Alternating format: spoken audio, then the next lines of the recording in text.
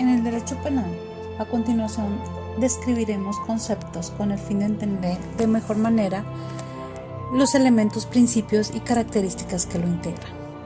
Por ejemplo, vamos a ver que la doctrina es la opinión de los estudiosos del derecho sobre un tema en particular, que los deberes jurídicos morales son las obligaciones que deben cumplir para poder ejercer sus derechos y se crean para procurar la estabilidad social. Por ejemplo, tenemos los casos de estafas, robos, crímenes más graves y que se han establecido normas que incluyen penas de cárcel. Por ejemplo, las normas religiosas se encuentran redactadas en los textos o documentos religiosos en los cuales se establecen las bases de determinada fe. El principio de legalidad. Este principio establece que la ley penal previa es la única fuente del conocimiento del derecho penal. Eso es algo muy importante. Y los principios generales tenemos varios, como principio general del bien jurídico, que se destina a proteger bienes y valores. Los principios generales de hecho, que se castiga al sujeto por las conductas de acción que se haya ejecutado. Y los principios de generalidad, de culpabilidad, es decir, no puede haber delito ni pena si no hay una culpa del sujeto. Principios generales de proporcionalidad, quiere decir que no toda sanción debe terminar en una privación de la libertad.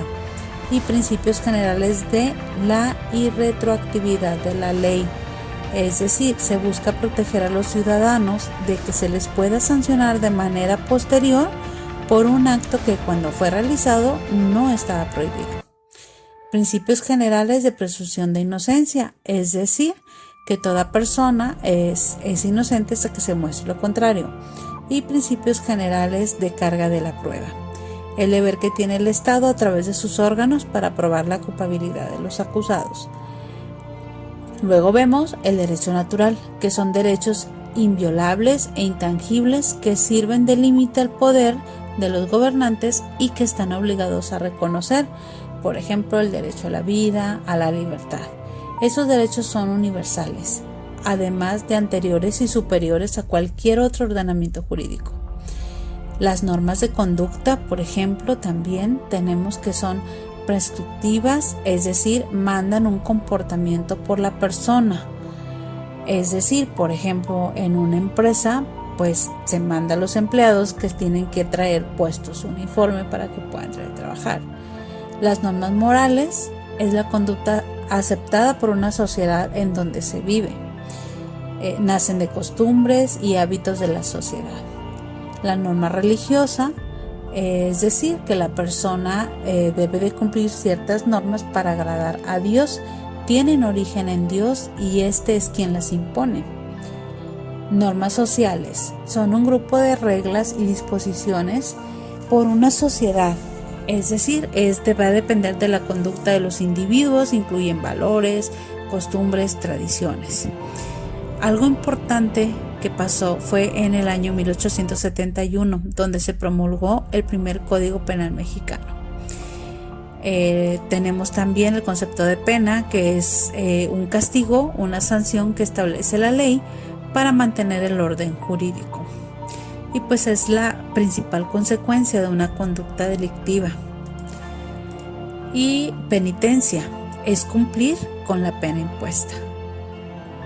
Vemos también lo que es la pirámide de Kelsen, que esta consta de escalones y en base de abajo hacia arriba tenemos una doctrina, posteriormente tenemos la jurisprudencia, luego los reglamentos municipales, las leyes estatales, las leyes federales, los tratados internacionales y por encima de todos tenemos la Constitución, que es la que manda. Tenemos también que es una antinomia. Esto es la contradicción entre dos leyes. Es cuando dos normas jurídicas imputan a un mismo supuesto. Cuando es así, por ejemplo, siempre va a prevalecer la superior y predomina una ley específica respecto a una norma en general. y el procedimiento para la antinomia es por medio de un juicio de amparo.